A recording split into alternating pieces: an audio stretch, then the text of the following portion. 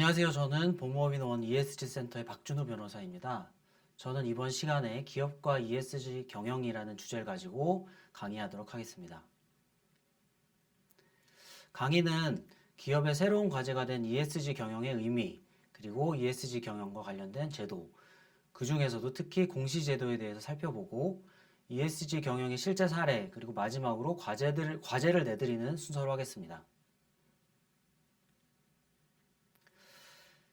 2020년부터 전 세계적으로 중요하게 화두가 되고 있는 ESG는 과연 새로운 개념일까요? 제 생각에는 그렇지 않습니다. ESG는 이미 대한민국 법령에 다 녹아있는 것들입니다.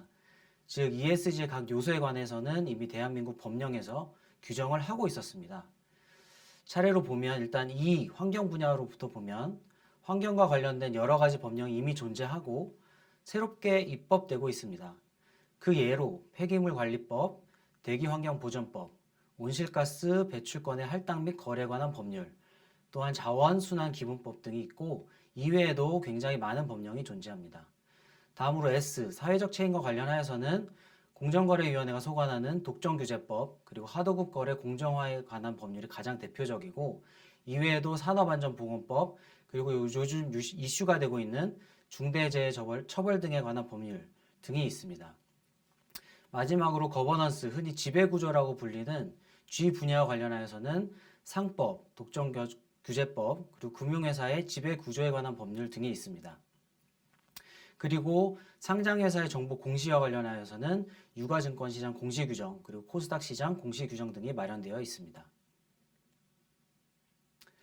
앞서 살펴본 바와 같이 이미 기존에도 각종 ESG 관련 법령 등 규제는 있었습니다. 그런데 ESG가 전 세계적으로 관심을 받게 된 이유는 무엇일까요? 제 생각에는 기업에 대한 투자자 그리고 소비자의 가치관이 변화하였기 때문입니다. 즉 기업이 사회적 책임을 다해야 한다는 투자자, 소비자 요구가 거세지고 있다는 것입니다. ESG 경영, 투자가 관심을 받게 되면서 가장 많이 언급되고 있는 레리 핑크, 블랙락 자산운용사의 대표입니다.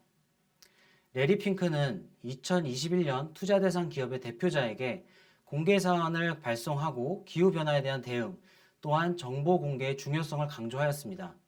이것을 필두로 국내외 많은 투자자들이 신규 투자 시나 아니면 기존 투자를 유지할 때 ESG 지표 준수 여부를 중요 기준으로 삼고 있고 실제로 실무에서도 적용되고 있는 것으로 알고 있습니다.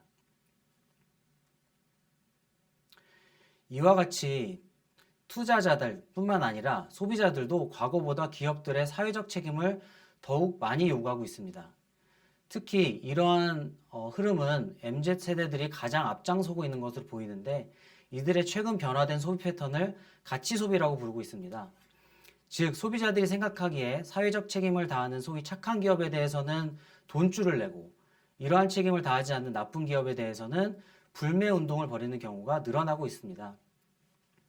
실제로 MZ세대를 대상으로 한 설문조사에 따르면 10명 중 8명은 자신이 가치 소비자라고 응답을 하였고 기업의 ESG 활동과 관련한 질문에서는 제품 브랜드 선택 시에 ESG에 영향을 받는다라고 답변한 사람이 굉장히 많았습니다. 실제로 이러한 가치 소비 사례는 여러분도 많이 알고 계시리라고 생각됩니다. 이러한 소비자의 소비 패턴의 변화, 가치관에 부합하지 않는 것에 대한 적극적인 행동성 등이 기업에 대한 ESG 경영, 투자 요구로 이어지고 있다고 보입니다. 이에 따라서 ESG 관련 법률 리스크 역시 현실화되고 있으며 갈수록 이런 리스크는 증대될 것으로 예상이 됩니다. 이로 인해서 기업들로서는 ESG 경영을 도입하지 않을 수 없는 상황에 이르게 되었습니다.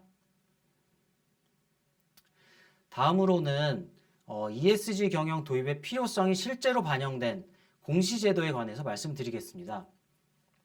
ESG 관련 기업의 공시 의무 강화는 가장 대표적인 ESG 경영 관련 제도의 변화라고 할 것입니다. 이 중 기업 지배 구조 보고서 그리고 지속 가능 경영 보고서가 가장 대표적입니다. 우선 기업 지배 구조 보고서부터 보겠습니다. 2021년 1월 금융위원회, 금융감독원, 한국거래소는 기업 지배 구조 보고서의 의무화 확대 방안을 발표하였고 이에 따르면 당초 자산 총액 2조 원 이상의 코스피 상장사에게만 의무화되어 있는 기업 지배 구조 보고서의 의무화 대상을 2026년에는 전체 코스피 상장사로 확대하였습니다. 그렇다면 이런 기업 지배 구조 보고서는 어떻게 작성을 하는 것일까요? 기업 지배 구조 보고서 작성 그리고 이에 대한 점검은 한국거래소가 2019년 4월 제정한 기업 지배 구조 보고서 가이드라인을 기준으로 하고 있습니다.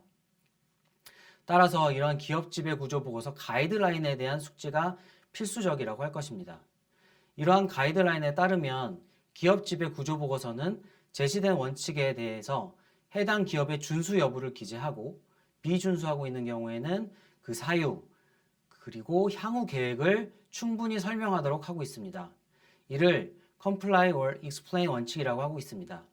또한 가이드라인에 기재되어 있는 설명 대상 항목 그리고 표는 모두 작성하도록 얘기를 하고 있고 별도의 성문 자료가 존재하는 경우에만 정책, 기준 또는 절차가 마련되는 것으로 보겠다고 설명하고 있습니다.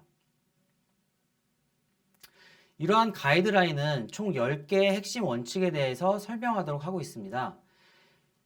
총 10개 중 핵심 원칙 1, 2는 주주에 관한 것이고요. 3번부터 8번까지는 이사회에 관한 것입니다. 그리고 핵심 원칙 9, 10은 감사기구에 대한 원칙입니다. 공시항목 예시를 몇 개 보겠습니다. 주주권리 보장 관련해서는 그 주총 소집 통보 그리고 안건 제공을 주총 4주 전에 하도록 권고를 하고 있습니다. 그리고 이사회 전문성, 독립성 관련해서는 이사후보 추천위원회 운영 현황을 공시하도록 안내하고 있습니다. 그리고 이사회 내 위원회 설치 관련해서는 감사위원회, 이사후보 추천위원회, 보상위원회 등의 설치 현황을 공시를 하도록 하고 있습니다. 가이드라인은 이런 핵심 원칙 10개 이외에도 별도로 기업 지배 구조 확립을 위해 준수를 장려할 필요가 있는 핵심적인 지표 15개를 선정해서 이에 대한 준수 여부를 공개하도록 하고 있습니다. 한국거래소에 따르면 2020년 기업 지배 구조 보고서 점검 결과 기업 지배 구조 보고서에서 가장 많이 발견된 오류 사항은 핵심 지표 표기와 본문 내용이 불일치하는 경우라고 설명하고 있습니다. 이 부분은 이 표를 보시면 설명이 될 것으로 보입니다. 다음으로 한국거래소에 따르면 15개의 핵심 지표 중에 가장 오류가 많이 발견된 지표는 내부 통제 정책 마련 및 운영, 최고 경영자 승계 정책 마련 및 운영, 분기별 1회 이상 경영진 참석 없는 내부 감사기구와 외부 감사인 간 회의 개최 관련 지표입니다. 이에 관해 조금 설명드리면 지표 5번, 6번의 경우에는 최고 경영자 승계 정책, 내부 통제 정책을 각 마련 및 운영하고 있는지를 표기하도록 되어 있는데 일부 기업들은 실제로는 이러한 승계 정책이나 내부 통제 정책을 별도의 규정을 마련해서 운영하고 있지 않음에도 불구하고 이를 준수하고 있다고 기재함으로써 오류가 발견된 점이 있다고 합니다. 다음으로는 지속가능 경영 보고서에 대해서 설명드리겠습니다. 한국거래소는 우리나라 기업들에게 ESG 정보 공개의 기본 원칙 등에 대한 가이드라인을 제공할 목적으로 2021년 1월 18일 ESG 정보 공개 가이던스를 제정하였고 지속가능 경영 보고서의 경우에도 2030년까지 전체 코스피 상장사에 대해서 공시 의무화를 진행한다고 발표하였습니다. 한국거래소는 구체적으로 가이던스의 제정 목적에 대해서 기업이 자율적으로 ESG 정보를 공개하는 경우 이를 위한 기본 원칙 등에 대한 가이드를 제공할 목적이다라고 밝히고 있습니다. 가이던스는 총 7개 항목으로 구성되어 있고 그 주요 내용을 보면 다음과 같습니다. 일단 첫 번째 목적, 두 번째 ESG의 개념, 세 번째 이사회 및 경영진의 역할, 네 번째 정보 공개 원칙, 다섯 번째 중요성 평가, 여섯 번째 보고서 작성 및 공개 절차, 마지막으로 공개 지표가 있습니다. 가이던스는 주요 정보 공개 표준인 GRI, 그리고 IR 프레임워크, 그리고 TCFD, 그리고 SASB를 소개하며 기업이 ESG 정보를 공개하는 경우에는 위와 같이 소개한 일반적으로 널리 사용되는 표준 또는 이니셔티브가 제시하는 지표를 활용하는 것이 바람직하다는 의견을 제시하고 있습니다. 또한 다양한 정보 공개 표준, 이니셔티브들이 제시하는 지표 중에 핵심적이고 공통적인 지표를 선별한 권고 공개 지표를 제시하고 있습니다. 위와 같이 가이던스가 제시하고 있는 12개 항목, 21개의 권고 공개 지표에는 일반적으로 널리 사용되고 있는 ESG 정보 공개 표준에 포함되어 있는 지표들이 모두 포함되어 있지는 않습니다. 가령 거버넌스 관련해서 이사회의 독립성, 다양성 관련된 지표는 위 권고 공개 지표에는 포함되어 있지 않습니다. 따라서 ESG 정보 공개를 위한 지속가능 경영 보고를 작성 및 공개하고자 하는 기업들은 위 권고 공개 지표를 기본 틀로 삼되 여기에 포함되어 있지 않은 지표들은 다른 정보 표준들을 참고해서 빠짐없이 보고서에 기재하는 것이 필요하다고 보입니다.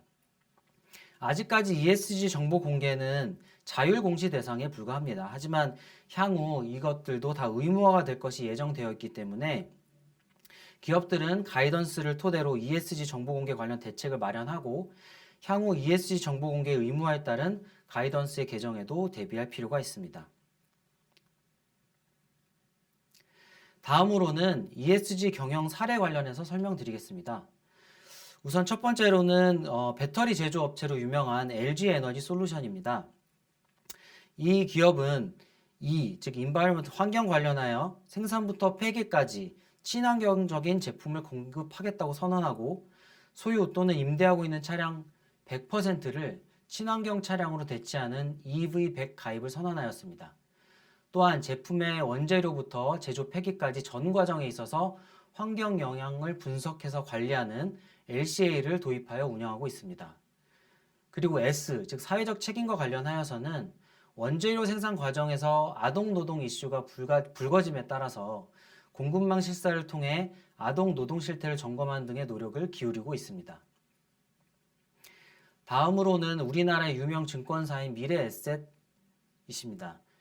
미래에셋은 투자의 우선순위를 친환경에 두고 ESG 우수기업에 투자한다는 원칙을 세우고 이를 실천하고 있습니다. 또한 재생에너지 발전 프로젝트의 자금 조달 솔루션을 제공하는 등 자체적인 친환경 노력도 게을리하지 않고 있습니다. 마지막으로 글로벌 1위 해운그룹인 머스크에 대해서 말씀드리겠습니다. 머스크는 2040년까지 온실가스 배출량 제로를 달성하겠다고 선언하였고 이를 위한 로드맵을 제시하였습니다. 로드맵을 보면 2030년 배출 감소 목표에는 머스크 오션 컨테이너당 배출량 50% 감소와 터미널의 배출량을 70%로 줄이는 것이 포함되며 2030년까지 연간 약 500만 톤의 탄소를 절감할 수 있는 자연기후 솔루션 포트폴리오를 구축하기 위해서 투자하겠다고 하였습니다. 또한 해상으로 운송되는 모든 화물의 25%를 친환경 연료를 사용하는 선박에 탑재하겠다는 목표 하에 2021년 7월 세계 최초로 탄소 중립 메탄올 연료 컨테이너선을 사용하겠다고 발표하였고 우리나라 조선 회사와 기존 화석 연료 대신 탄소 중립 메탄올을 사용하는 컨테이너선 8척을 발주한 바도 있습니다. 또한 머스크는 모든 운송업체 및 운송모드의 배출량 데이터를 한 곳에 통합하는 머스크 배출량 대시보드를 운영하고 있고 이를 통해서 전체 공급망 내에 모든 상품이 이동할 때 발생하는 탄소 배출량 데이터를 확인하고 이에 관한 보고서를 받아볼 수 있도록 하고 있습니다. 이러한 시스템은 여타 업체들로부터 구독료를 받고 운영을 하고 있는 것으로 알고 있습니다. 위와 같은 총 3개의 경영 사례들을 보면 가장 중요한 것은 결국 해당 기업의 사업 영역을 우선 파악하고 해당 사업 영역에서 ESG 경영 달성을 위한 솔루션이 무엇인지를 찾아내는 것이라고 할 것입니다. 그리고 각 경영 사례의 공통점을 보면 ESG 중 E에 방점을 두고 솔루션을 고민하고 그 방법을 찾아내고 있다는 점이라고 할 것인데 이에 비해서 G, 즉 거버넌스에 대한 솔루션 고민에는 다소 관심이 적다고 생각이 됩니다. 이 부분은 좀 실무적으로 문제가 되고 있긴 한데 그래서 경영 사례를 나중에 분석하실 때 G에 관한 사례가 있는지도 한번 보시면 좋을 것 같습니다. 네, 제가 준비한 강의는 여기까지입니다. 마지막으로 과제를 하나 내드릴 건데요. 과제는 각자 한 가지씩 기업의 ESG 경영 사례를 리서치해보고 해당 사례를 분석한 레포트를 제출하는 것입니다. 그럼 지금까지 경청해 주셔서 감사합니다. 이만 마치겠습니다.